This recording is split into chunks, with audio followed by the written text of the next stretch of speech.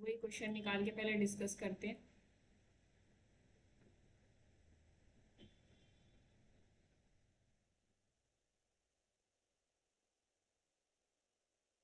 कहाँ गया वो?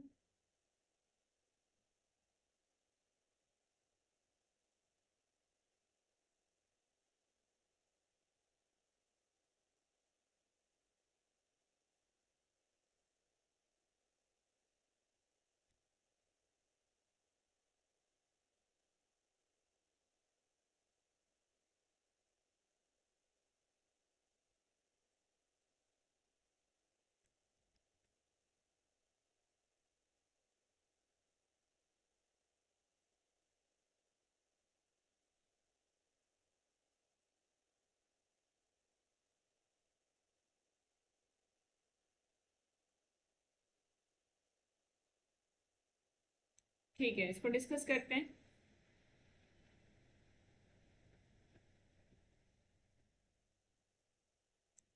फर्स्ट ऑप्शन हमने कर लिया था, अगर एफ और जी वन वन है। मैम स्क्रीन नहीं दिख रहा है। स्क्रीन नहीं दिख रही है? दिखनी तो चाहिए। बाकी सबको दिख रही है? Yes ma'am. रीजॉइन करो आप इंद्रजीत, कट करके फिर से ज्वाइन करो।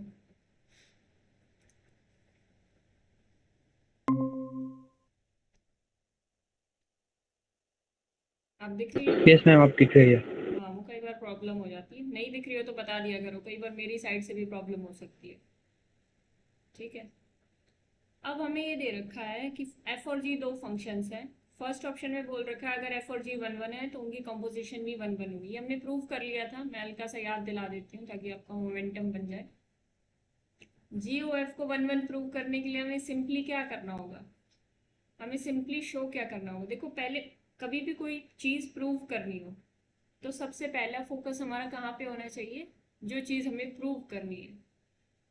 जो चीज़ हमें प्रूव करनी है वो कुछ इस तरीके से प्रूव होगी कि अगर किसी एक्स वाई के लिए ये दोनों बराबर होते हैं तो x is equal to y हो जाए। इसका मतलब हो जाए कि x is equal to y. ये तभी बराबर हो सकते हैं जब x और y इक्वल हो जाए। ठीक है, ये चीज़ हमें प्रूव करनी है। अब जो गिवन है उसका इस्तेमाल करके हम इसको कैसे प्रूव कर सकते हैं ये हमें सोचना होता है। सिंपल। तो जो गिवन है उसको कैसे यूज़ करें कि हम यहाँ से यहाँ तक पहुँच जाए। जी भी वन वन है और एफ भी वन वन है। जी वन वन था तो क्या हो सकता था? जी ओ एफ को हम ऐसे भी तो लिख सकते हैं। यहाँ से आगे के स्टेप्स आपको पता है, याद है क्या किया था हमने? दोनों के वन वन होने का हम इस्तेमाल करेंगे, जी भी वन वन और एफ भी वन वन। ठीक है, जी वन वन है तो यहाँ से क्या हो जाएगा? F of x is equal to F of Y. मतलब जी के अंदर अब जो भी पुट कर रहे हो वो दोनों बराबर आ जाएंगे क्योंकि जी वन वन है। अब एफ के अंदर जो भी पुट करे वो बराबर आ जाएंगे क्योंकि एफ वन वन है। ठीक है, भूल गए थे प्रूफ? नहीं भूले थे तो बताया करो ना। क्लियर है फर्स्ट यस ऑप्शन? मैम, याद है। हाँ, याद है ना, तो अच्छी बात है। मैं यही सोच रही थी कि याद है कि नहीं। फर्स्ट ऑप्शन हो गया और फर्स्ट ऑप्शन करेक्ट है। सेकंड ऑप्शन आपको बोला गया था कि आप करना, इफ ईदर ऑफ एफ और G is bijective then G O F is bijective. उसका संजना ने जो भेजा था प्रूफ वो बिल्कुल सही था। हम ऐसे सोच सकते हैं इसको, दूसरे तरीके से भी सोच सकते हैं। मतलब बी ऑप्शन में अगर हम ये एग्जांपल ले लें, एफ ऑफ, चाहे आप एफ आर टू आर ले लो, G be R to R ले लो।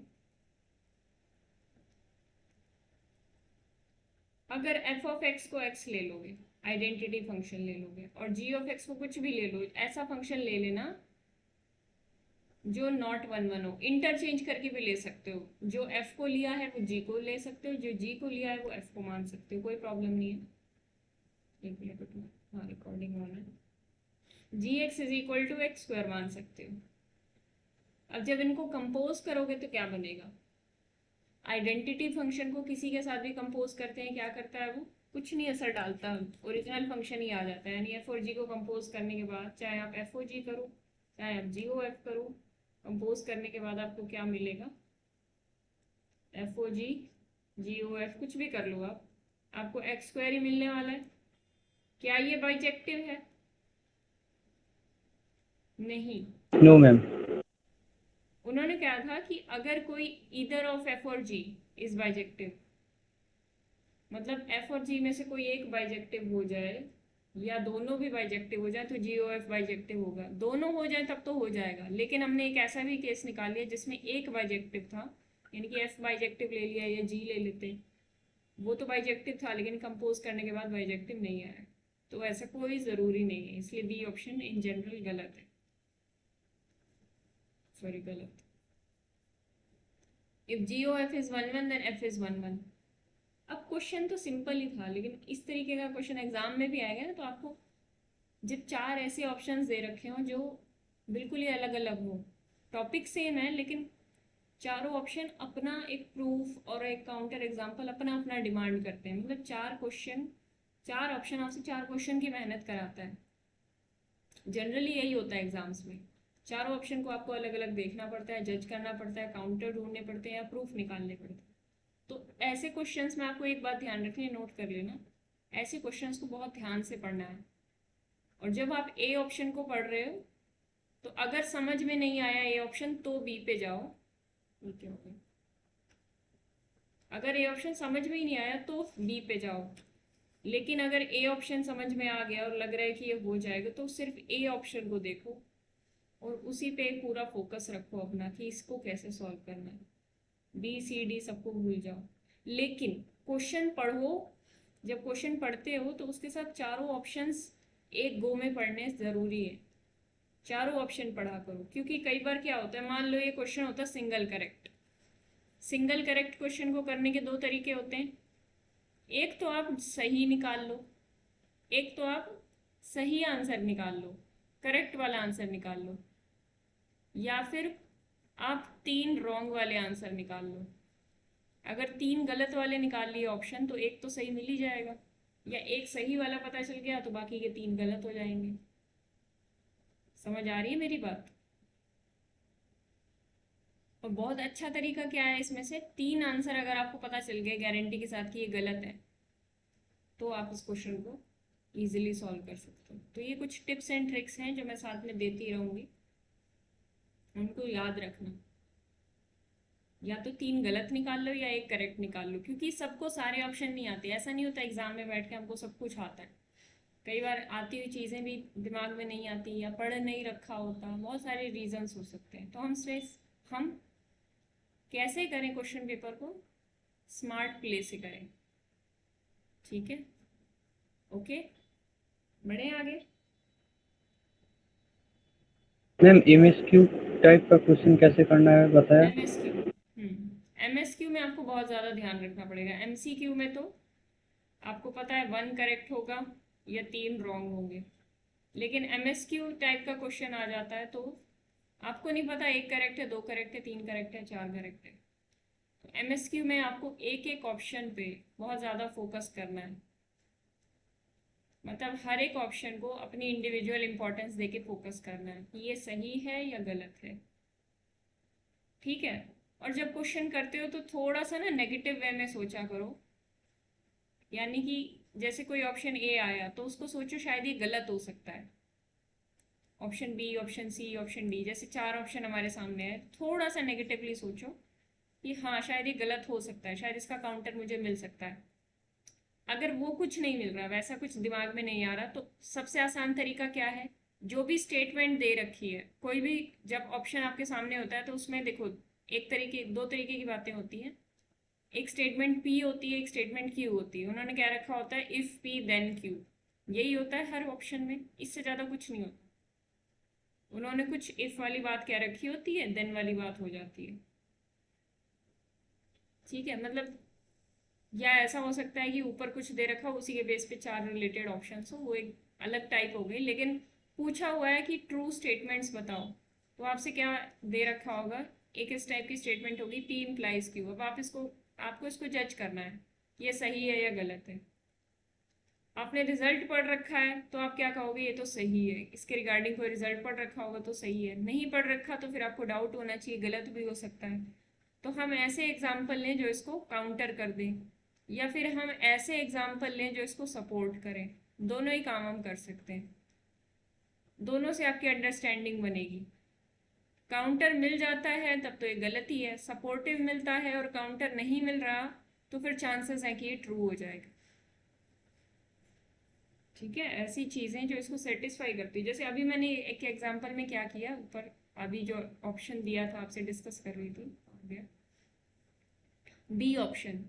बी ऑप्शन में सपोर्ट करने वाले भी एग्जाम्पल आपको मिल जाएंगे। सपोर्ट करने वाले कैसे हो सकते हैं, दिमाग में ये नहीं लाना कि मैं एग्जाम्पल चूज कर रही हूँ या कर रहा हूँ तो मुझे सपोर्ट वाले ही चूज करने हैं, काउंटर वाले ही चूज करने हैं। हमें बस ऐसे एग्जाम्पल लेने हैं जो इन कंडीशंस को सेटिस्फाई करें। हमें नहीं मतलब कि वो सपोर्ट कर रहे हैं कि क्या कर रहे हैं, बस ऐसे एग्जाम्पल दिमाग में लाने हैं 2-3 कि ये 3 एग्जाम्पल मान लो आपने इसके रिगार्डिंग सोच लिए, mod x function, x square function, sine x function, sine inverse x, ऐसे ऐसे फंक्शंस लो, अलग अलग जितने फंक्शन हमने पढ़े हैं, e की पावर एक्स, डोमेन रेंज लो, और उसके बेस पे यहाँ पे इन ऑप्शंस को जज करने की कोशिश करो। बी ऑप्शन को जैसे 3 एग्जाम्पल ले लिए हमने, तीनों सेटिस्फाई कर रहे हैं, तो हमें डाउट होना चाहिए कि ये ट्रू हो सकता है।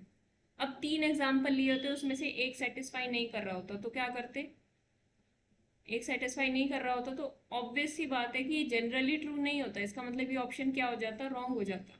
जैसे कि मैंने आपको एग्जाम्पल दिया, ये सेटिस्फाई नहीं कर रहा है तो ये ऑप्शन क्या हो गया, इनकरेक्ट हो गया। ठीक है,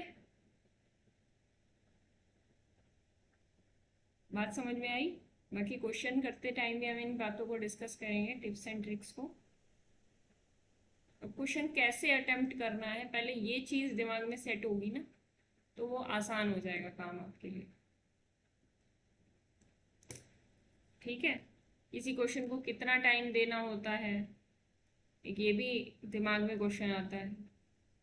किसी भी क्वेश्चन को मान लो आपके पास 45 मिनट्स का पेपर है और उसमें 20 क्वेश्चंस दिए हुए हैं, तो एक क्वेश्चन को कितना टाइम दोगे आप ऑन एन एवरेज, क्या करोगे आप? 45/20 करके देखोगे पर क्वेश्चन कितना पड़ रहा है, यही करके देखोगे ना। लेस देन 3 मिनट्स है तो एक क्वेश्चन पे आप लेस देन 3 मिनट्स दे सकते हो। तो ये सब चीज़ें मान के चला करो कि ऑन एन एवरेज किसी पे 4 दे दिए, किसी पे 2 मिनट दे दिए, क्योंकि कुछ क्वेश्चन ईजी होते हैं, कुछ डिफिकल्ट भी हो सकते हैं, लेकिन उससे ज़्यादा टाइम नहीं देना। अब ये नहीं है कि एक क्वेश्चन में 10 मिनट तक हम फंसे रहे। ऐसा हुआ था इस एग्ज़ाम में आपके साथ कि किसी क्वेश्चन में 10 मिनट तक फंस गए हो आप? सॉल्व करते रहे, हो ही नहीं रहा है, करने की कोशिश कर रहे हैं, लग रहा है कि हो जाएगा पर हुआ ही नहीं, हुआ भी तो गलत हो गया, ऐसा कोई क्वेश्चन था? ये टाइम मैनेजमेंट करके चल रहे थे।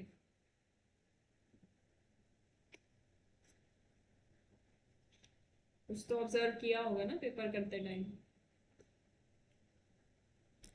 यस मैम, मेरे साथ हुआ था इस क्वेश्चन में। आपके साथ हुआ ऐसा? Yes ma'am. तो आगे से हमें क्या करना है, एक आइडिया लेके चलना है टाइम का। अच्छा 3 मिनट हो गए होंगे, 3-4 मिनट हो गए हैं करते करते। वैसे एग्जाम में तो क्या होता है, साइड में टाइमर वो चलता रहता है, 180 मिनट से स्टार्ट होके वो 0 मिनट तक आता है 3 घंटे बाद। तो 180 मिनट होते हैं आपके पास पेपर में, वो टाइमर थोड़ा थोड़ा दिखता रहता है पर उस पर इतना ध्यान नहीं जाता है, आपको अंदाजा खुद ही लग जाता है कि हम 3 मिनट से ज़्यादा तो नहीं ले रहे हैं, हमें ज़्यादा टाइम हो गया तो हम इस क्वेश्चन को छोड़ के आगे बढ़ें। क्योंकि कई बार क्या होता है, अगर आप क्वेश्चन छोड़ के आगे बढ़ जाते हो ना तो जब आप वापस आते हो उस क्वेश्चन पे, जब आप उस क्वेश्चन पे वापस आते हो तो उसके होने के चांसेस बढ़ जाते हैं। मुझे लगता है मुझे इस बात पे पूरी एक वीडियो ही बना देनी चाहिए कि पेपर कैसे अटेम्प्ट करें। Yes. ठीक है, इस पे एक वीडियो ही बना देंगे आपके लिए, क्योंकि अभी और भी बातें हैं जो डिस्कस करनी है मुझे, तो ये लेक्चर लंबा हो जाएगा फिर। ठीक है, बी ऑप्शन आपका क्या आया था, इनकरेक्ट आया था। एक ए करेक्ट आया था। C option, if g O F is 1 1 then f is 1 1, ये वाला भी हो गया था क्लास में, मैंने प्रूव कराया था। मैंने कैसे प्रूव कराया था इसको कुछ याद हो अगर आपको, जल्दी से बताओ मैंने क्या तरीका यूज करके इसको प्रूव कराया था।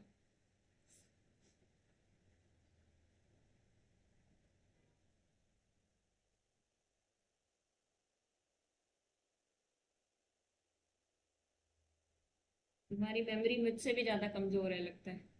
मुझे लगता था मेरी मेमोरी कमज़ोर है। मैंने क्या कहा था क्लास में? मैंने कहा था अगर F11 नहीं है तो क्या होगा?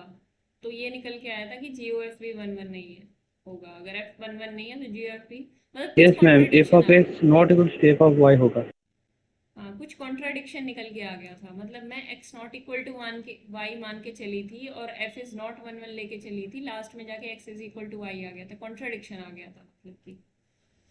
तो उसी कॉन्ट्राडिक्शन से हमें समझ में आया कि हमारी सपोजिशन गलत है कि f इज नॉट 11, मतलब कि F11 होगा। प्रूफ बाय कॉन्ट्राडिक्शन, जानते हो ना कॉन्ट्राडिक्शन का प्रूफ कैसे करते हैं? जो हमें प्रूव करना है उसका उल्टा मान लो और फिर लास्ट में कुछ ना कुछ उल्टी सीधी चीज़ आ जाएगी, उल्टा कॉन्ट्राडिक्शन ही आ जाएगी। उस कॉन्ट्राडिक्शन से हमें समझ में आता है कि जो हमने सपोज किया था वो गलत है। जैसे हमने आज अंदाजा मारा कि आज बारिश नहीं होगी, पर शाम को झमाझम बारिश होने लगे, तो फिर आप क्या कहोगे? अब यही कहोगे ना कि मैंने माना था कि शायद आज बारिश नहीं होगी बट बारिश हो गई, तो इसका मतलब मैं गलत था। तो यहाँ पे भी वैसा ही है, आप गलत थे, ये आपको मानना पड़ता है लास्ट में, ठीक है। डी ऑप्शन में क्या सी ऑप्शन का यूज नहीं किया जा सकता? कैसे यूज करेंगे ये सोचो, क्योंकि डी ऑप्शन आपको खुद करना चाहिए, एप्लीकेशन है ये।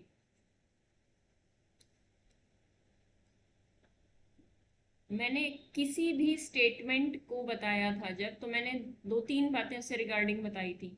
मैंने कहा था कोई स्टेटमेंट होती है तो उसके तीन पार्ट्स होते हैं, मतलब तीन तरीके की स्टेटमेंट उससे नहीं निकलती है। कौन सी? नेगेशन निकलती है, कॉन्ट्रापॉजिटिव निकलता है, और क्या निकलता है? कन्वर्स निकलता है।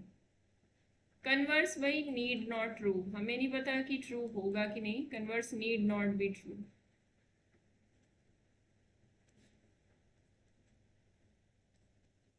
नेगेशन क्या होता है?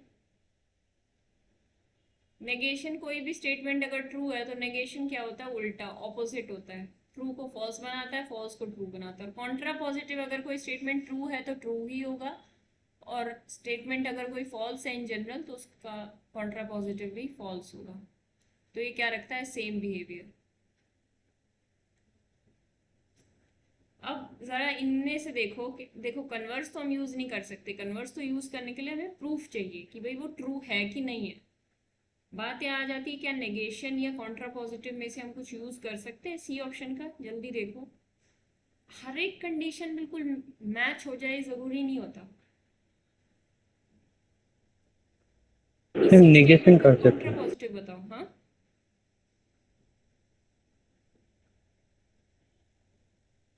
इसी स्टेटमेंट का कॉन्ट्रा पॉजिटिव क्या होगा सी ऑप्शन का? If g O F is not 11 then f is not 11, sorry f if g O F is 11 then f is 11। तो इसका कॉन्ट्रा पॉजिटिव क्या होगा? इफ ट्रू होगा। कॉन्ट्रा पॉजिटिव ट्रू होगा, वो तो ठीक है, कॉन्ट्रा पॉजिटिव होगा क्या? बताओ तान्या, क्या होगा?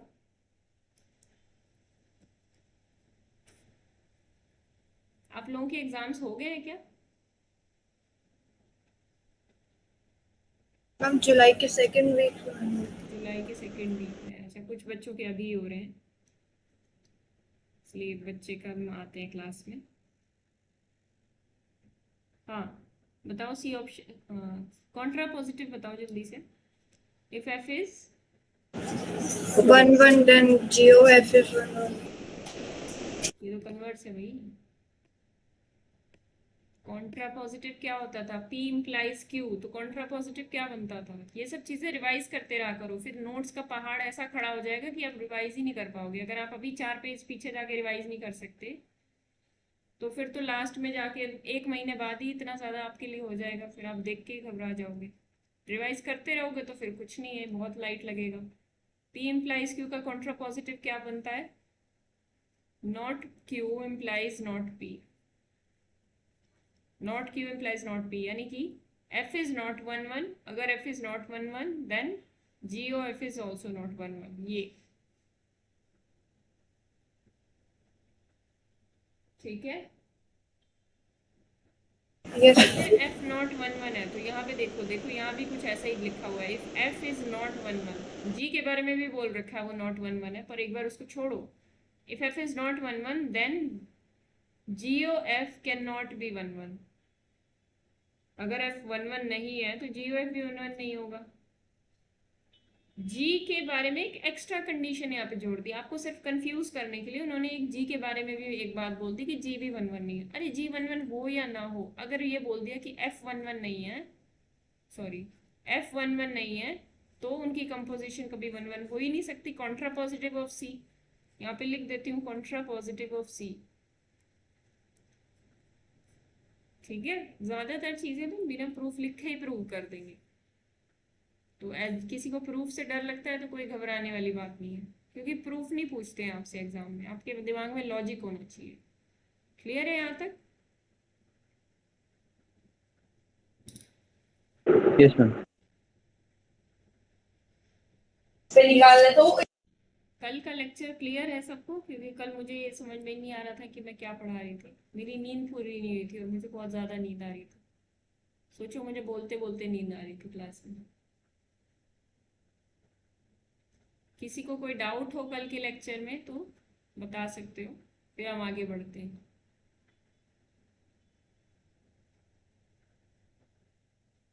इसको थोड़ा सा वाइट कर देना चाहिए था ना। चलो, ये क्वेश्चन कर लिया आपने।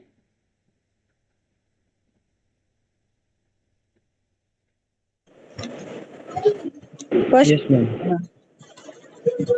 जितने हो गए, जितने भी ट्राई किए हो, मैं सब डिस्कस करा देती हूँ।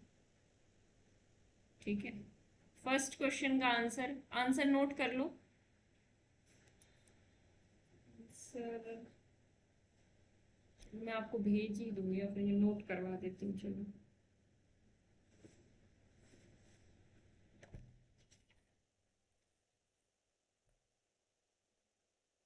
फर्स्ट क्वेश्चन का first part, natural numbers.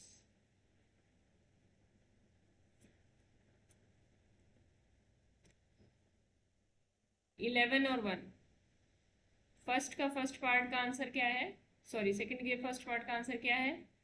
Least upper bound 11 और ग्रेटेस्ट लोअर बाउंड क्या हो जाएगा? 1। Next up, greatest lower bound और least upper bound. Least upper bound 1, greatest lower bound 0, फिर 1 0। अच्छा, यहाँ तो इंटीजर्स है, इंटीजर्स माइनस 0। ठीक है, तो इसका सेकंड का क्या आंसर निकाला, जल्दी बताओ देख के। 1 -1। इसमें कैसे एलिमेंट्स आएंगे, पहले इस बात पे ध्यान दो। अगर हम पॉजिटिव रख रहे हैं, इसके अंदर नेचुरल नंबर्स रख रहे हैं, तो क्या आएगा? 1 1/2 1/3 1/4। इसी तरीके से अगर हम नेगेटिव मैम लीस्ट और ग्रेटेस्ट एलिमेंट के बारे में बताइए। कौन सा वाला? इस वाले क्वेश्चन में पूछा गया है ना, लीस्ट एंड ग्रेटेस्ट एलिमेंट। हाँ, ग्रेटेस्ट और लीस्ट एलिमेंट वही है जो मैक्सिमम और मिनिमम एलिमेंट मैंने आपको बताया था। मैक्सिमम और मिनिमम एलिमेंट आप कर सकते हो, बहुत आसान है। ग्रेटेस्ट एलिमेंट, लीस्ट एलिमेंट क्या होते हैं? ग्रेटेस्ट एलिमेंट क्या होता है?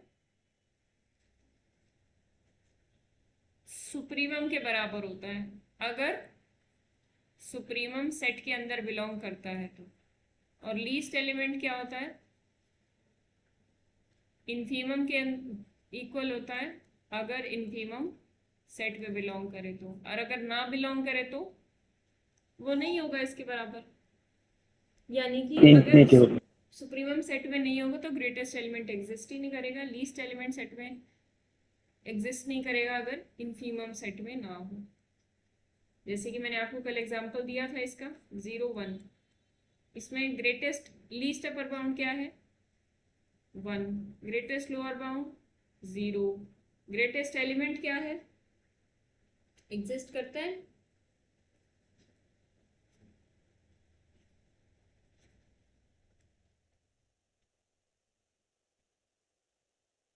ग्रेटेस्ट एलिमेंट क्या होगा इसका? लीस्ट अपर बाउंड होना चाहिए, सुप्रीमम होना चाहिए इसका। ठीक है, बट क्या सुप्रीमम बिलोंग कर रहा है सेट से? हाँ कर रहा है, तो इसका मतलब इसका जो ग्रेटेस्ट एलिमेंट है वो 1 आ जाएगा। अब लीस्ट एलिमेंट अगर कोई पूछ लेता तो लीस्ट एलिमेंट जीएलबी के बराबर होना चाहिए, पर कब? अगर वो जीएलबी बिलोंग करे सेट से। क्या जीएलबी सेट में बिलोंग कर रहा है यहाँ पे? No, sir. नो। तो लीस्ट एलिमेंट क्या हो जाएगा? Does not exist.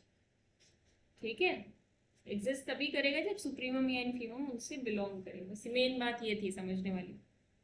ठीक है, बढ़े आगे।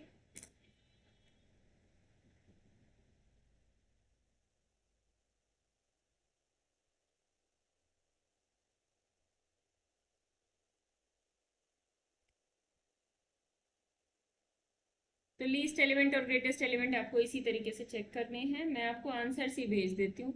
मुझे बताओ कि इसमें आपको किसी आंसर को पूछना हो ना तो अभी मुझे बता दो, मैं आपके इसको आंसर सेंड कर देती हूँ। जिस आंसर में आपको डाउट लग रहा हो कि मेरा क्वेश्चन गलत हो सकता है उसके आंसर कंफर्म करा देती हूँ। जैसे इसका आंसर 1 और -1 है, चलो फटाफट लिख ही देती हूँ। 1 और -1 ग्रेटेस्ट और लीस्ट के लिए तो मैं आपको सेंड कर दूंगी। -1 क्यों है पता चल गया। बाकी एलिमेंट्स इसके -1, -1/2, -1/3 इस तरीके से आएंगे। तो हमें तो देखना था क्योंकि इंटीजर्स से यहाँ बिलोंग कर रहा है ना, इंटीजर्स -0, बस इंटीजर्स में 0 नहीं है, बाकी सारे एलिमेंट्स इस सेट के अंदर हम पुट कर रहे हैं। Next up 1 -1। नेक्स्ट अप इसके एलिमेंट्स किस टाइप के होंगे? n/n+1 के, 1/2, 2/3, 3/4 एंड सो ऑन। ये ऐसे बढ़ते बढ़ते बढ़ते बढ़ते आप देखोगे क्या हो जाएगा, लास्ट में जाके बहुत बड़ा हो जाएगा। 1/2, 2/3, 3/4, बढ़ते बढ़ते बढ़ते 99/100 इस तरीके से हो जाएंगे इसमें, 1000/1001। ठीक है, ये आता है किसी को निकालना? इसका सुप्रीमम क्या आएगा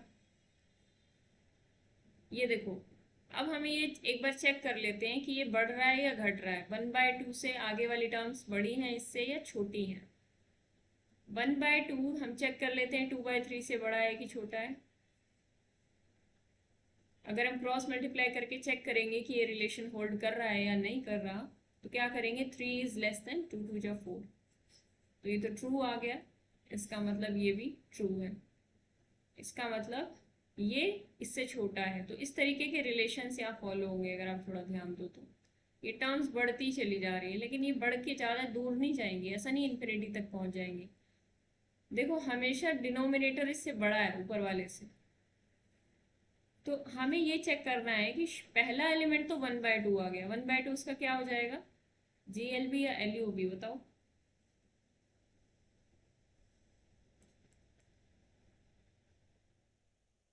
जीएलबी। जीएलबी यानी इनफीमम, क्योंकि पहली टर्म सबसे छोटी है, इसके बाद वाली टर्म्स बढ़ती चली जा रही है, बढ़ते बढ़ते यहाँ तक आ जा रही है। अब हम ये देखेंगे कि limit n approaching to infinity n/n+1, मतलब जब बहुत आगे बहुत बड़ा लार्ज नंबर ले लेंगे हम n को, तब इसका बिहेवियर कैसा होगा। इसकी लिमिट हम कैसे निकालते हैं? निकालनी आती है किसी को? यस मैम, इन से डिवाइड कर देंगे। n से कॉमन ले लेते हैं ऊपर और नीचे से, या हम बोलें कि n से डिवाइड कर देते हैं, एक ही बात है। n कॉमन ले लेते हैं, चलो ऊपर नीचे से। ठीक है, नीचे से कॉमन ले लिया n, ऊपर तो बेचारा अकेला ही पड़ा था, तो ये n और ये n क्या हो जाएंगे? आपस में कैंसिल। अब इस लिमिट को निकालने की बजाय हम इस लिमिट को निकाल सकते हैं, क्योंकि इस लिमिट में क्या प्रॉब्लम थी? ये इस टाइप की बन रही थी, ∞/∞, ∞/∞+1 यानी ∞/∞, तो इसमें ये प्रॉब्लम थी। तो अब हमने इसको चेंज कर दिया इस फॉर्म में ताकि हमें करना आसान हो जाए। 1/1+1/n। अब 1/n as n approaches to infinity आपको पता है 0 को जाता है, तो ये क्या हो जाएगा? 1/1+0, ये 1 को चला गया, तो आपका आंसर आ गया। ठीक है,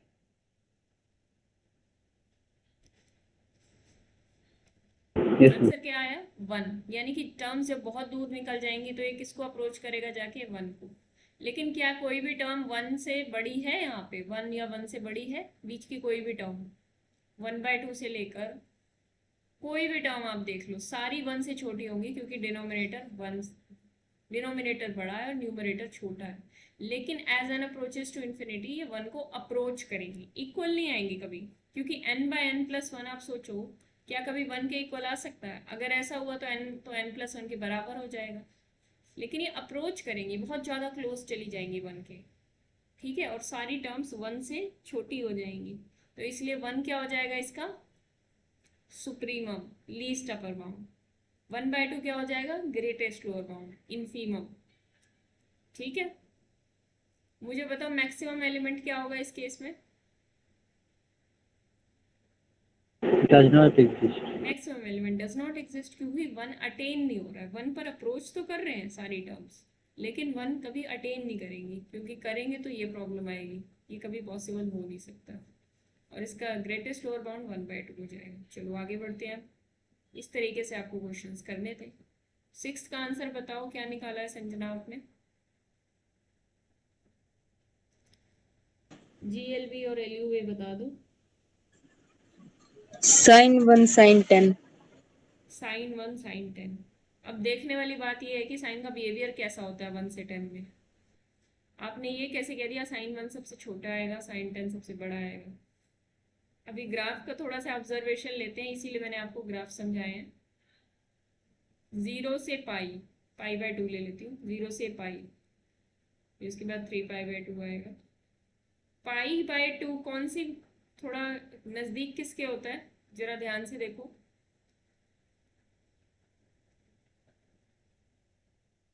पाई/2 किसके नज़दीक होता है? पाई तो 3.14 होता है, तो पाई/2 इसका आधा होता है, तो 1.57 समथिंग होता है। ये क्या होता है? 3π/2 किसके करीब होता है? मैंने सेट ये दे रखा है।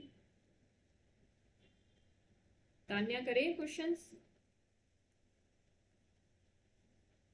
हम कर रहे हैं लेकिन ये वाला समझ नहीं आ रहा हम, लेकिन 30 डिग्री पे 0.5 होती है साइन की वैल्यू, तो 0 से 0.5 के बीच में आएगी वैल्यू।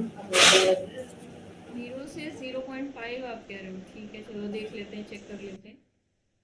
पाई/2 1.57 होता है, ये होता है लास्ट में यहाँ पे। चलो 2π पे मैं एक बार देख लेती हूँ। 2π क्या होता है? 2 3 जा 6, 6.28 समथिंग आएगी ये वैल्यू, ठीक है। 3π क्या हो जाएगा? मुझे लगता है 3π जो होगा वो आगे निकल जाएगा। 3π क्या हो जाएगा? 3 × 3.14, 9.42 समथिंग आ जाएगा शायद, ठीक है। अब एक बार ऑब्जर्व करोगे, मतलब 10 यहाँ पे कहीं 3π के बाद होगा ना, क्योंकि ये 9.42 है, तो 10 यहाँ पे कहीं होगा। अब मैं ये 1 से 10 में क्यों, सॉरी 1 से 10 में क्यों ले रही हूँ? क्योंकि रेंज वहाँ पे वो दे रखी है कि आपको डोमेन इतनी से इतनी लेनी है, और ये बताना है कि sin x का जो रेंज सेट बनता है, इस सेट के लिए जो sin x का रेंज सेट बनता है वो क्या बनता है, बस। तो x = 1 कहाँ पे आएगा? अब ये 1.57 है, तो मैं मान लेती हूँ x = 1 यहाँ पे कहीं आएगा, राइट। हमें ग्राफ देखना है इसके बीच में, इस कंप्लीट पोर्शन के बीच में, उसी को हम देख लेते हैं।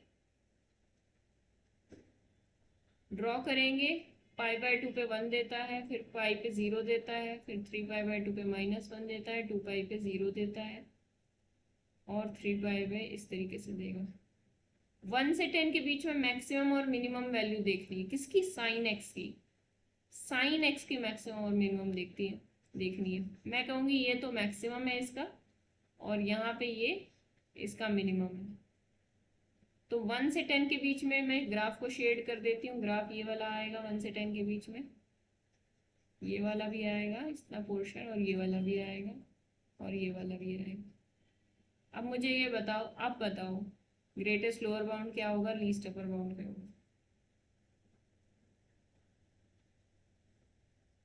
मैक्सिमम और मिनिमम वैल्यू की हमें बात करनी है। -1 1 मैम। -1 और 1। बस आपको इतना ध्यान रखना था कि जो आपका 10 है वो किन किन 2π 3π किस किस से छोटा है। और आपको पता है एक बात तो बहुत आसानी से आप जानते हो कि sin π/2 1 होता है, और दूसरी बात ये जानते हो कि sin 3π/2 -1 होता है। तो बिना ग्राफ लिए बिना ग्राफ बनाए भी कोई अंदाज़ा ले सकता था, पर मैं आपको अभी रेकमेंड करूँगी कि आप ग्राफ ही बनाओ, जी धीरे धीरे आपकी जैसे प्रैक्टिस हो जाएगी आपको ग्राफ की ज़रूरत नहीं पड़ेगी। ग्राफ हमेशा बेस्ट होते हैं, लेकिन फिर भी अगर आपकी प्रैक्टिस ज़्यादा होगी तो आपको ज़रूरत नहीं पड़ेगी। ठीक है, π/2 पे वो वैल्यू अटेन हो रही है 1 और 3π/2 पे -1। क्या ग्रेटेस्ट और लीस्ट एलिमेंट इसका निकाला जा सकता है? पॉसिबल।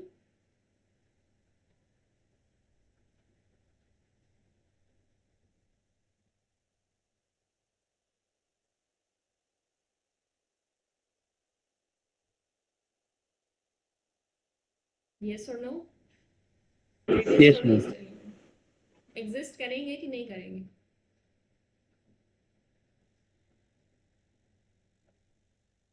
करेंगे मैम।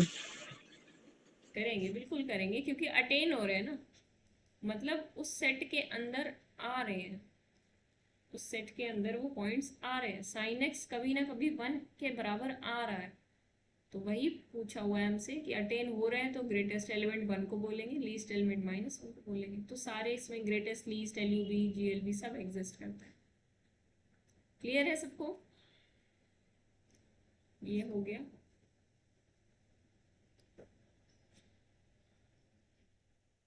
ये भी हो गया। सेवन्थ बहुत इजी है। मुझे बताओ 10th तक किसी का कोई डाउट है? 7th 8th 9th 10th?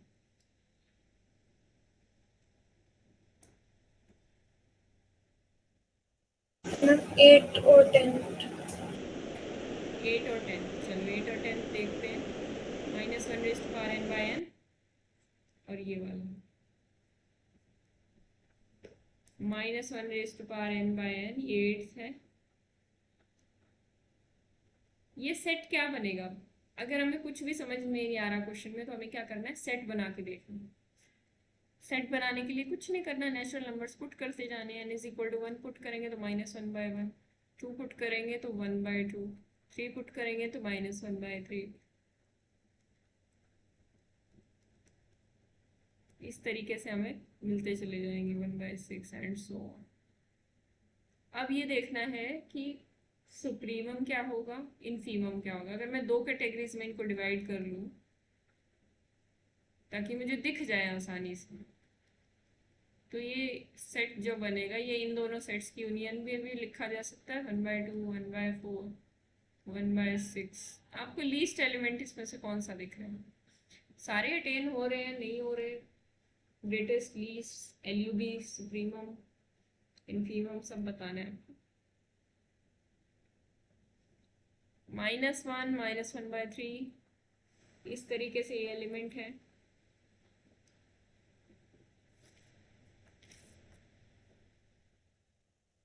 बताओ क्या होगा? LUB क्या होगा? चलो हिंट दे देती हूँ, ये ग्रेटेस्ट एलिमेंट भी बनेगा LUB। 0. 0 ग्रेटेस्ट एलिमेंट है। 0 -1 मैम। -1 लीस्ट अपर बाउंड पूछ रही हूँ मैं, पहले लीस्ट अपर बाउंड बताना है आपको।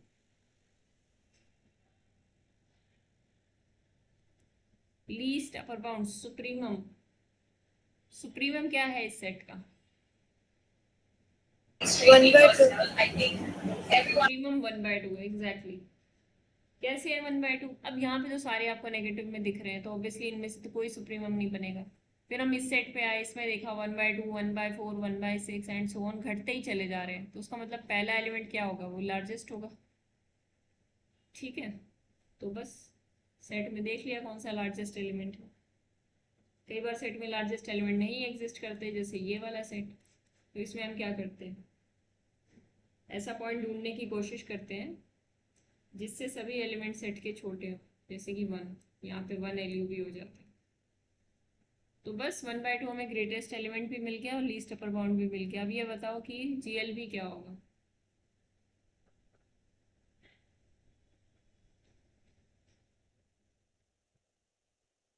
GLB लीस्ट एलिमेंट क्या हो जाएगा इसका?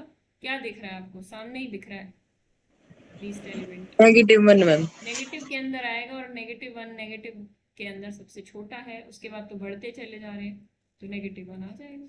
सिंपल। ग्रेटेस्ट एलिमेंट भी यही है, लीस्ट एलिमेंट भी यही है, क्योंकि सारे सेट के अंदर आ रहे हैं। इतना सिंपल है। तान्या समझ में आ गया? 10th क्वेश्चन देखते हैं। हाँ, 10th क्वेश्चन इंटरेस्टिंग है, इसको ट्राई करो आप लोग 10th क्वेश्चन को। -1 raise to power n 1/4 -4/n, इसके कुछ एलिमेंट्स लिस्ट करो, लिखते चले जाओ उसके n = 1 2 3 के लिए। और हाँ, एक काम करो, इसमें पॉजिटिव और नेगेटिव का अलग अलग बना लो। मतलब n जब इवन हो तब क्या बनेगा, और जब n ऑड हो तब क्या लिस्ट बनेगी। अलग अलग लिस्ट बनाओगे ना तो आपको आसानी रहेगी इनको समझ में। इवन के लिए क्या बनेगा, n = 2 4 6 इनसे स्टार्ट होगा। यहाँ पे n = 1 3 5।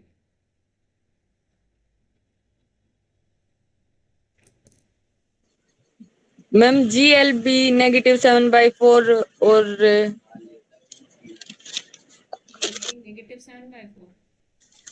अच्छा, एक बार और के लिए मैं एक्सपेंड करके देखती हूँ। दूसरा 15/4। अच्छा, 15/4। दूसरा क्या बोला था आपने, GLB क्या बोला था?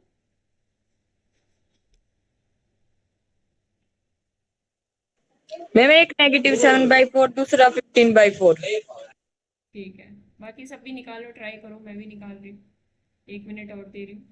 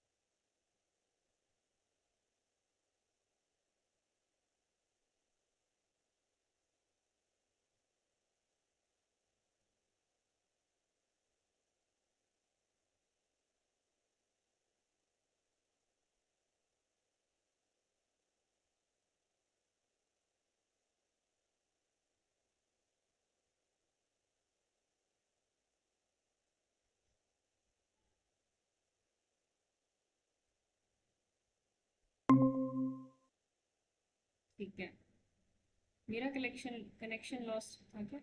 ठीक है, तो इनको जब आप एक्सपैंड करोगे, इवन नंबर्स पुट करोगे, पहले मैंने 2 पुट किया, फिर मैंने 4 पुट कर दिया, फिर मैंने 6 पुट किया और ऐसे चेक किया। तो अब आप एक चीज़ ऑब्जर्व करो, जैसे जैसे आप बढ़ाओगे यहाँ पे 1/4 -4/n, इसमें जैसे जैसे आप n को 1 बढ़ाओगे, फिर 2 रखोगे, फिर 3 रखोगे, इस तरीके से बढ़ाओगे तो क्या होगा, n बढ़ेगा तो 4/n क्या होता चला जाएगा, डिक्रीज। -4/n क्या होता चला जाएगा, इंक्रीज। ठीक है, नेगेटिव में ये क्वांटिटी क्या बढ़ती चली जाएगी।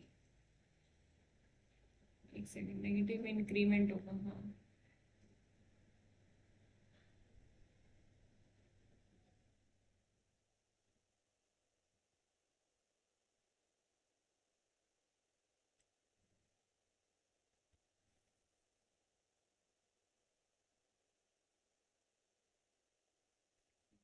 ठीक है।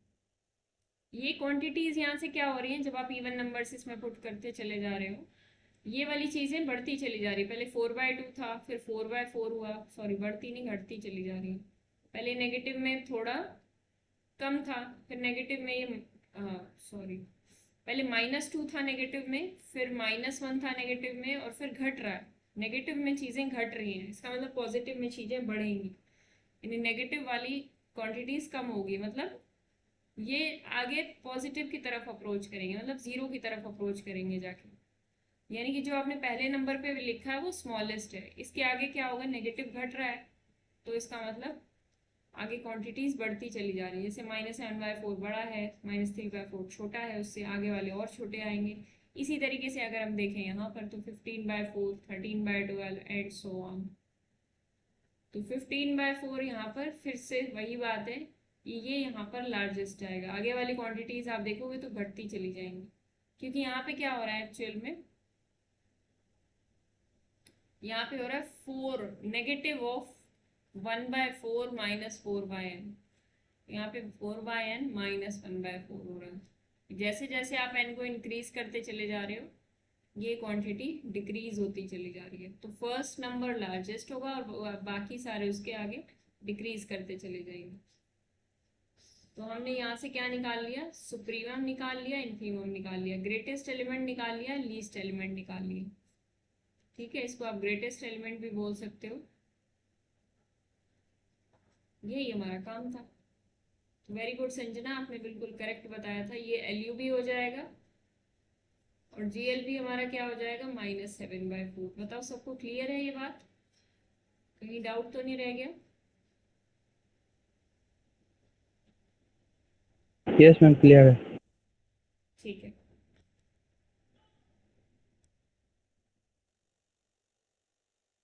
चलो मैंने ये थर्ड पार्ट हो गया आपका, थर्ड क्वेश्चन मेरा मतलब। फर्स्ट नहीं हो, बाकी हो गए। फर्स्ट नहीं हुआ, बाकी सारे हो गए। ठीक है, अब मैं इनके आंसर शेयर करूंगी आपसे। इनके जो भी बचे हुए डाउट्स हैं ना, आप मुझसे संडे की क्लास में लेना। ठीक है, जो भी जितने भी डाउट्स इसमें बच जाएंगे मैं संडे की क्लास में आपके करूंगी, क्योंकि संडे को आप क्लास होगी, मैंने बताया था ना, मैंने बीच में ट्यूसडे को छुट्टी कर दी थी, तो संडे को आपकी क्लास होगी। एक मिनट, डिस्टर्बेंस हो रहा है।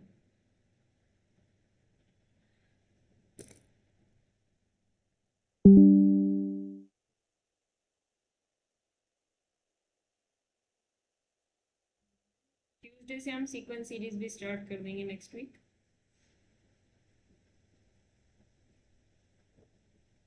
ठीक है, अभी ना कुछ क्वेश्चन जब मैं आपसे कराऊंगी, एक सेकंड, मैंने कल करा दिए थे इसके रिगार्डिंग। जैसे मैंने ये वाला क्वेश्चन आपको क्लास में कराया था कल, कौन सा वाला था वो, हाँ ये 14th question, 14th part second का।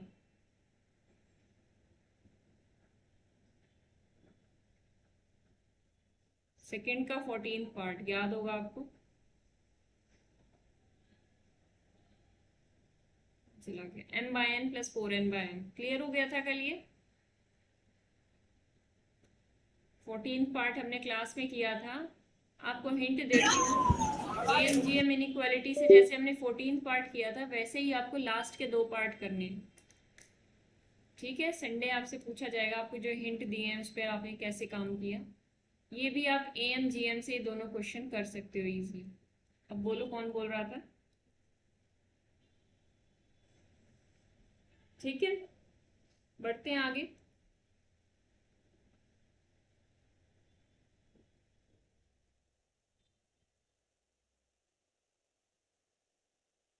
अब आते हैं कंप्लीटनेस प्रॉपर्टी पे। ये एक ऐसी खास प्रॉपर्टी है जो रियल्स के पास ही होती है।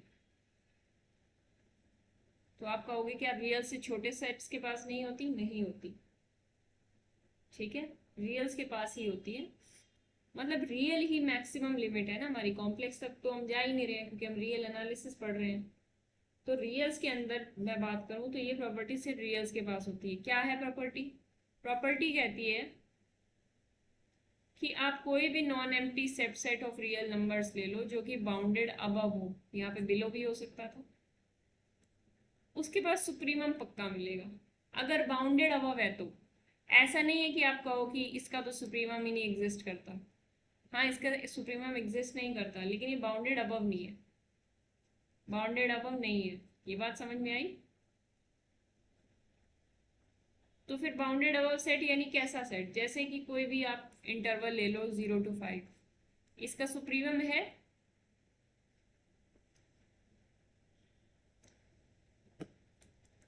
सुप्रीमम क्या है इसका? 5।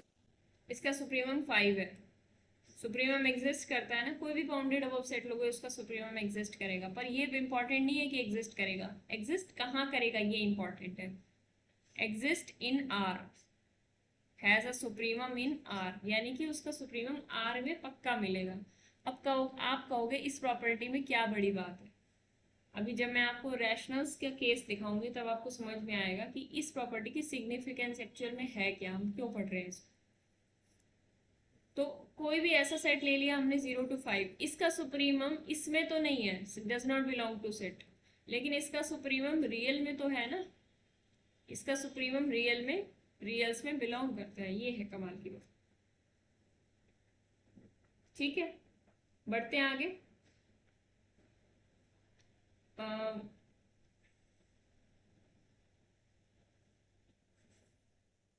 मैं आपको ये बताती हूँ कि इस प्रॉपर्टी में ऐसा क्या खास था जो हमने इसको पढ़ा। जैसे कोई सेट लेते हैं आप, एक मिनट,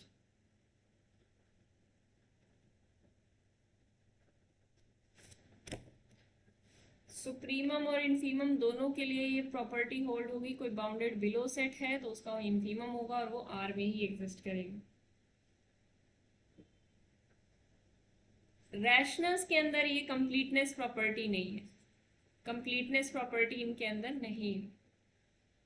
ठीक है, जैसे कि हम कोई सेट लेते हैं x such that x belongs to rational and 0 less than x square less than 2। इस सेट को कई बार ऐसे भी डिनोट किया जाता है। इस सेट को क्या बोला गया है कि ऐसे रैशनल्स का सेट आपको लेना है जो जिनका स्क्वायर 0 से 2 के बीच में हो। इस सेट को कई बार हम ऐसे भी डिनोट कर देते हैं q इंटरसेक्शन -√2 से √2। ये और ये सेट बराबर है, कैसे? देखो कैसे बराबर किए हैं, ध्यान से समझो। x बिलोंग्स टू q, ये बात तो यहाँ से जस्टिफाई हो रही है, एंड वो इंटरसेक्शन से जस्टिफाई हो रही है। साथ में दे रखा है 0 less than x square less than 2। ठीक है, यहाँ पे 0 नहीं आएगा, करो -0 आपको करना पड़ेगा, चलो कोई बात नहीं, कर लो। बोल रखा है कि एक्स स्क्वायर ग्रेटर देन 0, यानी x 0 नहीं हो सकता। हम जानते हैं एक्स स्क्वायर हमेशा ग्रेटर देन इक्वल टू 0 होता है। एक्स स्क्वायर या तो 0 होता है या फिर एक्स स्क्वायर ग्रेटर देन 0 होता है, लेकिन इन्होंने क्या रखा है कि ग्रेटर देन और इक्वल टू 0, मतलब इन्होंने बोल रखा है एक्स स्क्वायर ग्रेटर देन 0, इसका मतलब एक्स स्क्वायर 0 नहीं हो सकता, यानी x 0 नहीं हो सकता। तो 0 निकालना पड़ेगा आपको सेट से, इसीलिए मैंने 0 यहाँ पे माइनस कर दिया। दूसरी बात इन्होंने क्या रखी है, एक्स स्क्वायर लेस देन 2। इसको आप जब स्क्वायर रूटिंग बहुत साइड करोगे तो क्या आएगा, आपको ये मिलेगा मॉड x लेस देन √2। सबसे आसान तरीका इसको समझने का। दोनों साइड क्या हम करेंगे हम, क्योंकि हमें x की रेंज निकालनी है, दोनों साइड स्क्वायर रूट करेंगे तो square root of x square हमेशा क्या होता है, मॉड x निकल के आता है। ठीक है, किसी भी स्क्वायर का रूट करते हैं तो क्या निकल के आता है, मॉड ऑफ x। जैसे कि 4 का अगर स्क्वायर रूट करोगे तो आपको पता है कि 2 पॉसिबिलिटीज होती हैं इसके पास, या तो 2 हो सकता था या -2 हो सकता था।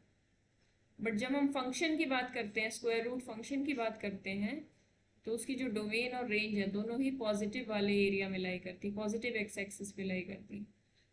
इसीलिए जब भी निकल के आता है ना इससे कुछ, तो हम उसको कहते हैं मॉड ऑफ √4 का मॉड, मतलब उस पर मॉड लगा देते हैं एक्चुअल में। तो अब बताओ, एक्स स्क्वायर लेस देन 2 था तो मॉड x लेस देन √2 आ गया, मॉड x लेस देन √2 हो गया तो क्या आएगा, -√2 less than x less than √2।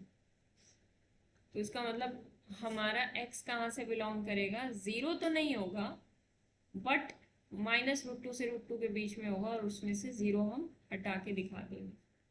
तो ये सेट 2 तरीके से रिप्रेजेंट किया जा सकता है। इस चीज़ को अपने नोटबुक में बहुत अच्छे से नोट कर लो।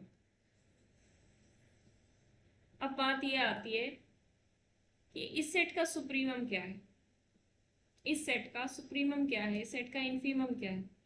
सेट क्या है, सेट बहुत अजीब लग रहा होगा देखने में, कुछ नया लग रहा होगा, लेकिन इंटरेस्टिंग है। अभी मैं आपको एक प्रॉपर्टी कराऊंगी जिसमें हम ये समझेंगे कि कोई भी 2 रैशनल नंबर्स, कोई भी 2 रियल नंबर्स ले लो, कोई भी दो क्या ले लिया हमने, रियल नंबर ले लिए। इनके बीच में चाहे ये कितने भी क्लोज हैं, डजेंट मैटर, कितने भी क्लोज ये नंबर्स हैं, इनके बीच में इनफाइनाइटली मैनी रैशनल्स भी होते हैं, इनफाइनाइट रैशनल्स भी होते हैं और इरैशनल्स भी होते हैं। ये इंटरेस्टिंग बात है, ठीक है। कोई भी दो रियल नंबर्स ले लोगे, उनके बीच में इनफाइनाइट रैशनल्स और इनफाइनाइट इरैशनल्स होते हैं। इस बात को अभी हम प्रूव भी करेंगे, तो आप चिंता मत करो। तो -√2 से √2 के बीच में कितने रैशनल कितने इरैशनल होंगे, इनफाइनाइट होंगे। बस उसमें से हमने जीरो निकाल दिया है। तो जैसे कि मान लो -√2 यहाँ पे था, √2 यहाँ पे था, तो आप कितनी भी बारीक छोटे छोटे चले जाओ, मतलब √2 के बहुत क्लोज भी चेक करोगे आके कि ऐसा कौन सा नंबर है। ऐसा तो नहीं है रैशनल यहाँ आके रुक जाएंगे, ऐसा तो नहीं है इस पॉइंट पे आके रैशनल रुक जाएंगे, नहीं, ऐसा नहीं होगा।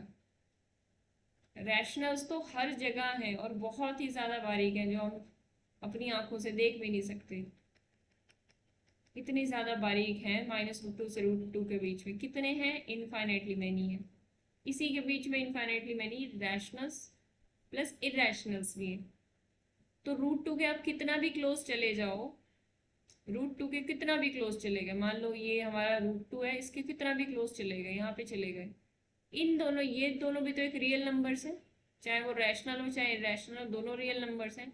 इनके बीच में भी क्या होता है, इनफाइनाइटली मैनी इरैशनल्स होते हैं और इनफाइनाइटली मैनी ही रैशनल्स भी होते हैं। तो इसका मतलब आप डिफरेंशिएट नहीं कर सकते। आप चाहे आपने उसके बीच में सिर्फ रैशनल ही रखे, इरैशनल निकाल दिए, लेकिन कितने भी पास चले जाओ √2 को, आपको ये नहीं मिलेगा सबसे लार्जेस्ट इसमें से रैशनल नंबर कौन सा। √2 के कितने भी पास चले जाए हम, ये बात हम ऑलरेडी जानते हैं, सब बातें हम जानते हैं। तो इसका मतलब अगर हमें सुप्रीमम निकालना है तो कैसे निकालेंगे, supremum of this set S क्या आएगा,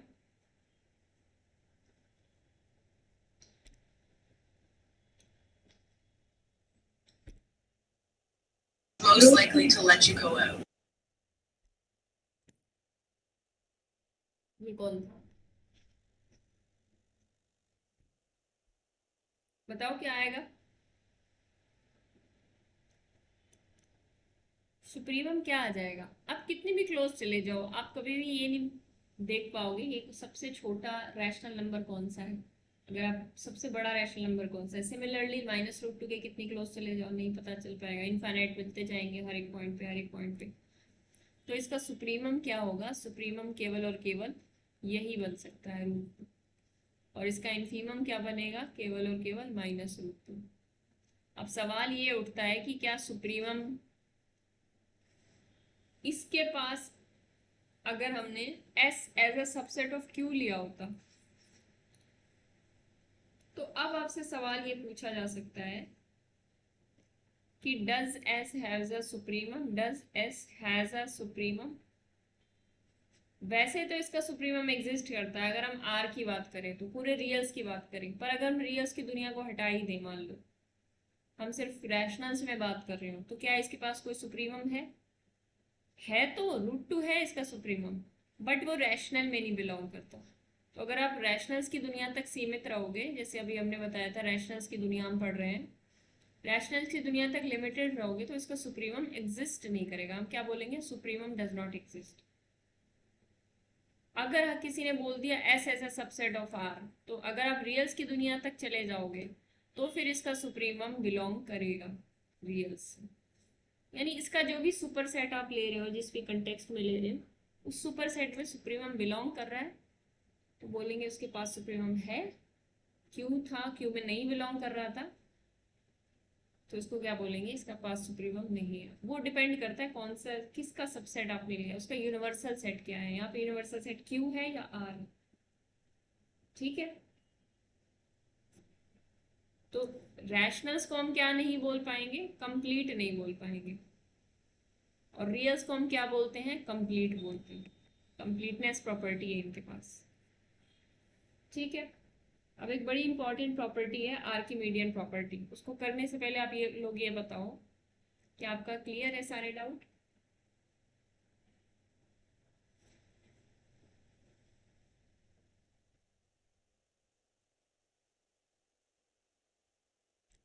यस मैम। ठीक है, समझ में आया ना? सब लोग रिप्लाई दिया करो। कोई नई चीज़ कुछ ऐसा पढ़ रहे हो तो क्या समझ में आ रही है? 100% समझ में आ रही है? एटलीस्ट 90% समझ में आनी चाहिए। 90% से कम समझ में आई है तो पूछो। मैम अगर रेशनल नंबर के अलावा और कोई सेट लेते हैं तो वैसे हम चेक पता है किस पे करते हैं? मैंने आपको बताया था ना, फील्ड की डेफिनेशन मैंने आपको बता रखी है, नहीं बताई क्या?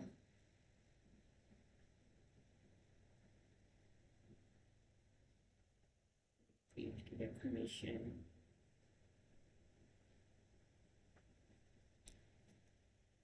बताई तो थी शायद मैंने, मुझे एक बार चेक करना पड़ेगा। हम फील्ड्स पे चेक करते हैं, जैसे रियल एक फील्ड है, रैशनल एक फील्ड है, और कोई फील्ड्स होती नहीं इनके अलावा, आर से छोटी और कोई फील्ड होती नहीं, होती हैं पर वो कुछ आपके थोड़े स्कोप से अभी बाहर है। Q√2 इस टाइप की होती है, Q√3, ठीक है ना? तो ये फील्ड्स होती हैं, बट चलो मैं फील्ड की डेफिनेशन भी आपको बता दूंगी आने वाले दिन में। तो हम सिर्फ फील्ड पे चेक करते हैं। कंप्लीट जो पूरा डेफिनेशन होती है ना, उसको बोलते हैं complete ordered field. Ordered field तो रियल क्या है? कंप्लीट ऑर्डर्ड फील्ड है। कंप्लीट अभी मैंने बताया, उसके सारे सुप्रीमम, उसके सारे इन्फीमम उसी के अंदर होते हैं, किसी भी सबसेट के सुप्रीमम इन्फीमम। ऑर्डर्ड का क्या मतलब बताया था मैंने? ऑर्डर्ड जब मैंने आपको वो बताया था पोसेट, उस वाले लेक्चर में बताया था कि कोई भी दो नंबर ए और बी रियल से लोगे तो उनके बीच में तीन ही रिलेशन हो सकते हैं, तीन ही रिलेशन हो सकते हैं दो नंबर्स के बीच में। क्या रिलेशन हो सकते हैं? ग्रेटर देन, लेस देन और इक्वल टू, इसके अलावा कोई चौथा रिलेशन नहीं हो सकता। फील्ड तो फील्ड की प्रॉपर्टी है, कुछ 11 प्रॉपर्टीज होती है फील्ड में, तो वो चीज़ है, वो मैं आपको बता दूंगी फील्ड क्या होती है। अब क्या रैशनल फील्ड है? हाँ रैशनल फील्ड है, बिल्कुल है। क्या रैशनल ऑर्डर्ड फील्ड है? हाँ बिल्कुल ऑर्डर्ड है, क्योंकि कोई भी दो रैशनल नंबर लेते हो तो उसमें आपको कंफ्यूजन नहीं होता कि वो रैशनल नंबर में बड़ा कौन सा है छोटा कौन सा। ठीक है, कोई भी दो रैशनल नंबर ए और बी कंपेरेबल होते हैं बाय द सेम रिलेशन। और वैसे भी ये प्रॉपर्टी जो ली है हमने रियल से, ऑर्डर्ड वाली प्रॉपर्टी तो इनहेरिटेड होती है, मतलब ऑर्डर वाली प्रॉपर्टी उसके बच्चों में भी आती है। रियल्स का सबसेट यानी उसका बच्चा क्या है? रैशनल्स। तो बड़े पापा में भी प्रॉपर्टी है तो बच्चे में भी प्रॉपर्टी आएगी, तो ये ऑर्डर्ड फील्ड तो हो जाती है। बट कंप्लीट की अगर बात करें तो ये कंप्लीट नहीं हो पाती। कंप्लीट क्यों नहीं हो पाती है? अभी हमने एग्जांपल देखा था कि हमारे पास एक ऐसा सेट है -√2 to √2 इंटरसेक्शन Q, जो भी था ये -0 देख लेना अपना, 0 को माइनस करने की जरूरत नहीं है, वैसे ये सेट भी है। इस सेट का सुप्रीमम जो है वो √2 है। अब √2 की जगह आप कोई भी रैशनल ले सकते थे, अब ये मत सोचने लगना कि √2 क्यों ले लिया, -√3 से √3 ले लेते, -π से π ले लेते, आपकी मर्जी, कोई भी रैशनल ले लेते। जो नॉन इरेशनल है मैं वही लिखूंगी। सुप्रीमम ऑफ s √2 है इसका, इनफीमम ऑफ s -√2 है, ये खास है। लेकिन वो बिलोंग नहीं करते क्यू से, दिक्कत ये, इसलिए वो कंप्लीट नहीं कहलाएगा। कंप्लीटनेस वाली डेफिनेशन नहीं अप्लाई हो सकती इस पर। बढ़े आगे।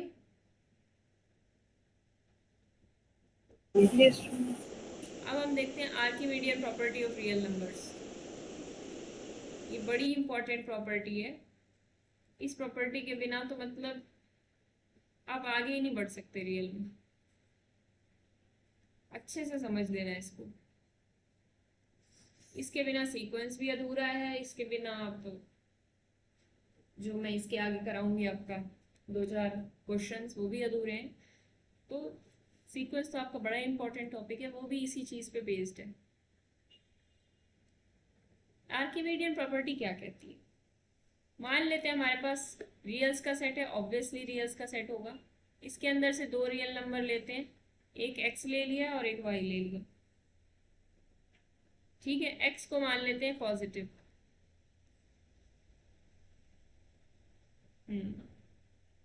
x अगर पॉजिटिव है और y कोई भी रियल नंबर है, पॉजिटिव, नेगेटिव, 0, कुछ भी हो सकता है। अगर हमने रियल्स का सेट लिया, उसके अंदर से दो एलिमेंट लिए, पहला एलिमेंट हमने x बोला, दूसरा एलिमेंट हमने y बोला, then there exist n belongs to natural such that एक ऐसा नेचुरल एग्जिस्ट कर जाएगा, कोई भी दो x और y ले लो जहाँ पे x पॉजिटिव होना चाहिए बस, तो एक ऐसा नेचुरल n पक्का मिलेगा सच दैट उस नेचुरल को x से मल्टीप्लाई कर दूं ना तो ये y से बड़ा हो जाए। अब इस प्रॉपर्टी को थोड़ा रियल लाइफ से समझो। x कोई भी नंबर है, मान लेते हैं x अगर -1 होता और y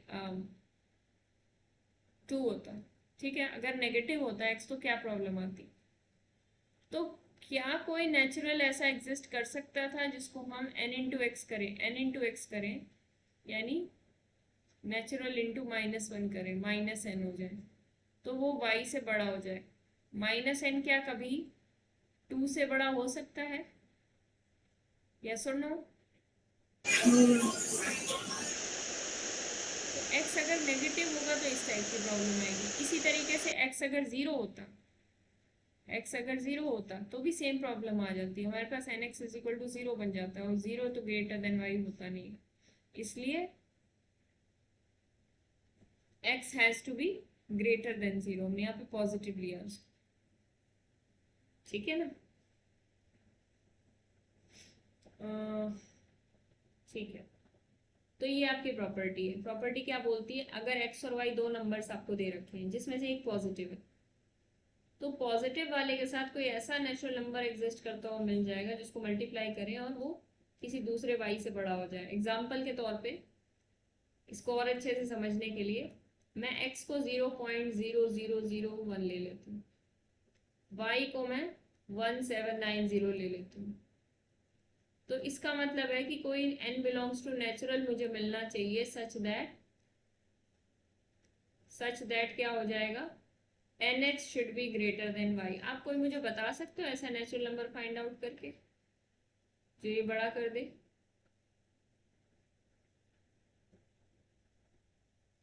या 118 से बड़ा।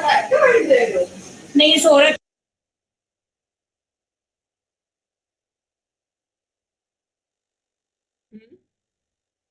कोई ढूंढ सकता है? अगर n 10,000 या फिर 1800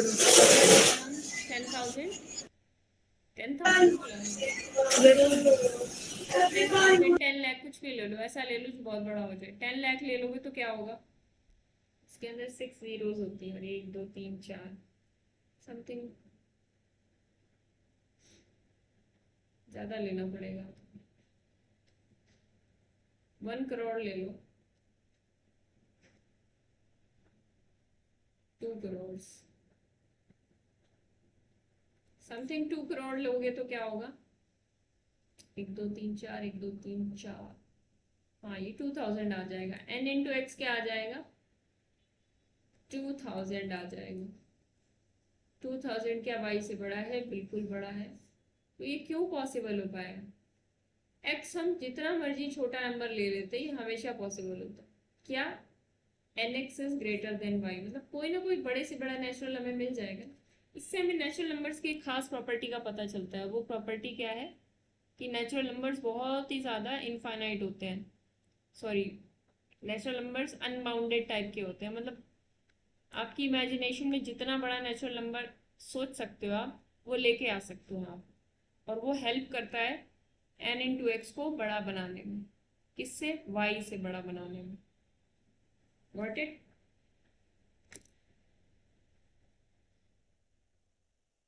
बढ़ते हैं आगे। अगर ये क्लियर है तो कुछ करोलरीज देखते हैं। अगर इसी रिजल्ट में हम x को 1 पुट कर दें तो क्या होगा? तो ये हो जाएगा फॉर ऑल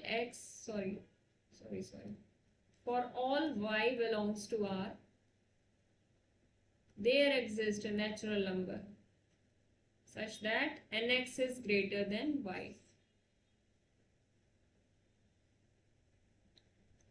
ठीक है, हर वाई, सॉरी एनएक्स नहीं होगा, यहाँ 1 होगा।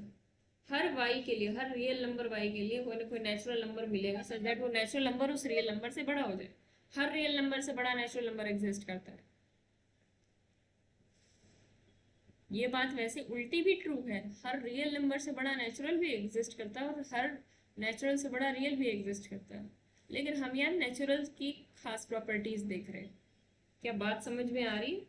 ये क्रॉलरी क्लियर है आपको?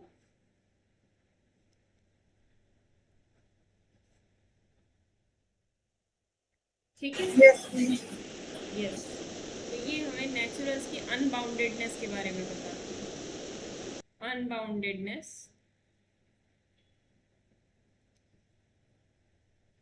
ऑफ नेचुरल्स, ये खास है आर्किमीडियन प्रॉपर्टी में। अब मैं अगर आपसे सवाल पूछूं, एक सोच के बताना, थोड़ा सा सोचो 2 मिनट के लिए। ये result for any epsilon greater than 0 there exists a positive integer and such that 1 by n is less than epsilon. True or false?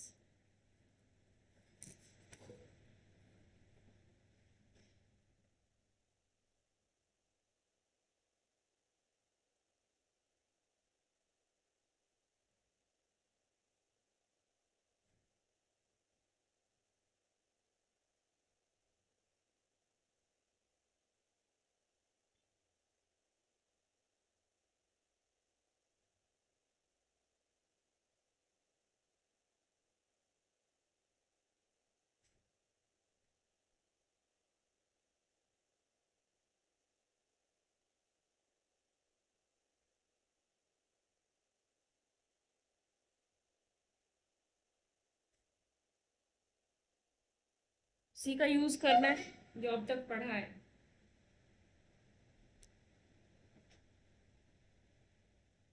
थोड़ा सा मैनिपुलेशन करके ट्राई करो, आगे पीछे करके हिला हिलू पेस को।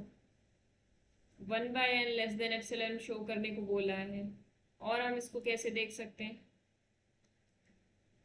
हम इसको n greater then 1 by epsilon करके भी देख सकते हैं।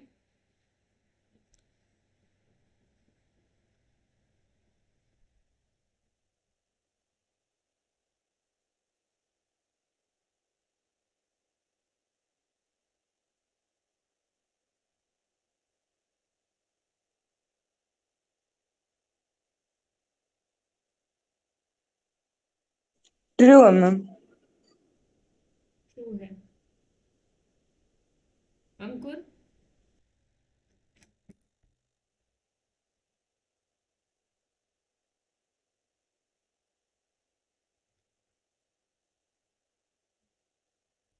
असल में ये ट्रू ही है।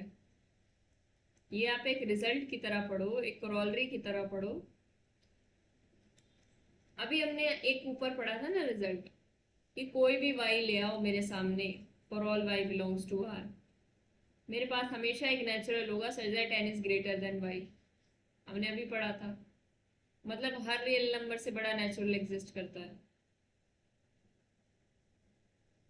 अगर यहीं पे हम n ग्रेटर देन y को अगर इसमें y की जगह 1 by एप्सिलॉन पुट कर लिया जाए तो क्या कहने होंगे, क्या बात हो जाएगी? बिल्कुल बढ़िया बात हो जाएगी। n greater than for all y belongs to R, कोई भी ले लो। अब देखो यहाँ पे इससे फर्क नहीं पड़ता कि यहाँ एप्सिलॉन है या 1 by एप्सिलॉन होगा, कोई फर्क नहीं पड़ता। किसी भी एप्सिलॉन के लिए 1 by एप्सिलॉन भी तो एक रियल नंबर होगा, क्योंकि पॉजिटिव है तो 1 by आप कर सकते हो, 0 तो है नहीं। तो for any epsilon greater than 0 कोई भी रियल नंबर है, n इज ग्रेटर देन क्या हो जाएगा? ऊपर वाला रिजल्ट हम लगाएंगे कि x क्या था, x इज इक्वल टू, हाँ सॉरी यहाँ पे for all x greater than 0 हम जानते हैं रिजल्ट क्या होता है। यहाँ पे मैं x यूज कर रही हूँ, आप y यूज करो, जो मर्जी यूज करो। For all x greater than 0 कोई ना कोई नेचुरल n एग्जिस्ट करेगा सच that n is greater then x, her positive x के लिए। और पॉजिटिव हो या ना हो, नेगेटिव के लिए भी रिजल्ट होल्ड करता है। अभी हमने देखा था कि y कोई भी रियल नंबर हो जाए रिजल्ट होल्ड करता है। बस हमें ये देखना है कि रिजल्ट में कहना क्या चाहते हैं। अब चाहे x पॉजिटिव हो चाहे ना हो, उससे फर्क नहीं पड़ता। n is greater then x, ये हम जानते हैं। n हमेशा x से बड़ा हो जाएगा। कोई भी रियल नंबर ले लो, उससे बड़ा नेचुरल हमेशा एग्जिस्ट कर जाएगा। तो अगर हम x को यहाँ पे 1/ε ले लेते तो बस काम बन जाता है। n इज ग्रेटर देन 1/ε हमने प्रूव कर दिया, या फिर 1/n लेस देन एप्सिलॉन, ये हमने प्रूव कर दिया। इतना आसान, ठीक है। तो इस तरीके से हम कोरोलरीज बनाते हैं। ये भी एक कोरोलरी थी, कोरोलरी 2 बोल सकते हो आप इसको, ठीक है। अब एक इंटरेस्टिंग बात बताती हूँ आप। अभी हमने क्या पढ़ा था कि कोई भी रियल नंबर ले लो, कोई ना कोई नेचुरल नंबर n एग्जिस्ट कर जाएगा सच that n is greater than y। ये हमने पढ़ा है रिजल्ट, ये हमें क्लियर है।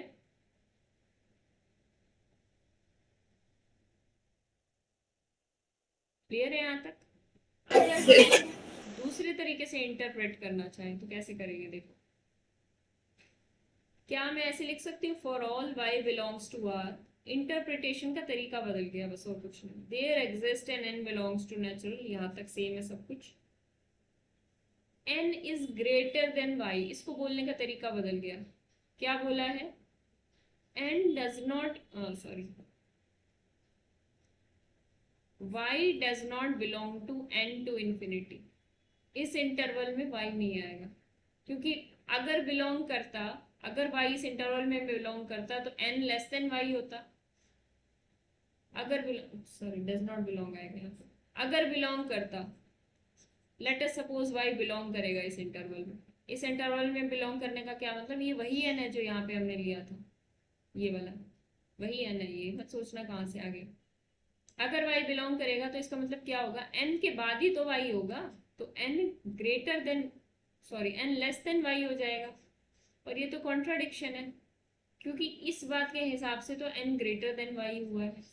इसका मतलब क्या होगा, y डज नॉट बिलोंग, क्योंकि y क्या है, y छोटा है। इस इंटरवल में इससे बड़े एलिमेंट्स आते हैं, जैसे 2 टू इन्फिनिटी में क्या 1 बिलोंग करता है? कोई आपसे कहे 1 बिलोंग करता है इस इंटरवल में, तो आप कहोगे क्या बेवकूफ़ी वाली बात है।